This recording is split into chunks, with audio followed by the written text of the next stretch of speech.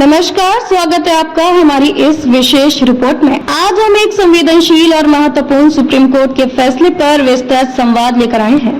इस फैसले का सीधा असर अमेरिका में जन्म के आधार पर नागरिकता, बर्थराइट सिटीजनशिप पर ट्रंप सरकार के विवादित प्रयासों पर पड़ा है। पृष्ठभूमि और ट्रंप का आदेश 20 जनवरी की सुबह डोनाल्ड ट्रंप ने राष्ट्रपति पद की शपथ ग्रहण के बाद एक एग्जीक्यूटिव ऑर्डर जारी किया। इस आदेश का मकसद था बर्थराइट सिटीजनशिप पर रोक लगाना, जिसके तहत अमेरिका में जन्म लेने वाले बच्चे स्वतः ही नागरिक बन जाते थे। ट्रंप के समझ में यह नीति अवैध आप्रवासियों को फायदा पहुंचा रही थी, जिसके परिणाम स्वरूप जिम्मेदार आप्रवासन नीति लागू नहीं हो पा रही थी।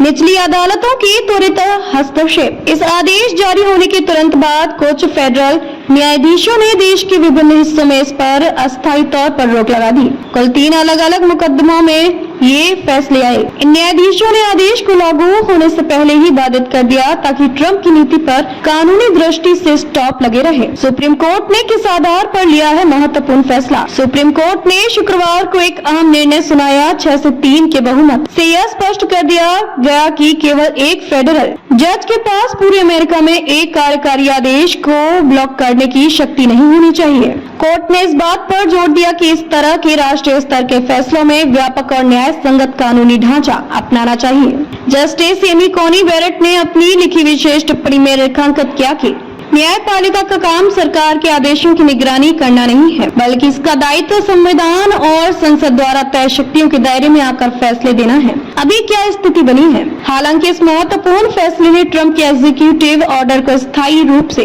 नहीं रखा है, लेकिन कोर्ट ने स्पष्ट किया है कि यह आदेश अगले 30 दिनों तक लागू नहीं हो सकेगा। इस दौरान जन्म लेने वाले बच्चे अमेरिका की नागरिकता प्राप्त करना जारी रखेंगे बिना किसी पाबंदी के। इसका मतलब है कि फिलहाल जन्म के आधार पर नागरिकता देने की परंपरा बरकरार है, मगर आगे इस आदेश की वैधता पर गहन और निर्णायक कानूनी लड़ाई चलेगी।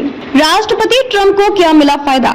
सुप्रीम कोर्ट के इस हस्तक्षेप से ट्रंप को एक महत्वपूर्ण कानूनी जीत मिली है। अब भविष्य में जब कोई समान नीति लागू करने की कोशिश करेगा तो उसे सिर्फ एक जज की प्रभावशाली रोक का सामना नहीं करना पड़ेगा। इसके लिए मुकदमेबाजी को और मजबूत बनाना होगा, जिसमें कई पक्षों की भागीदारी और विस्तृत कानूनी तर्क युक्त बहस शामिल हो।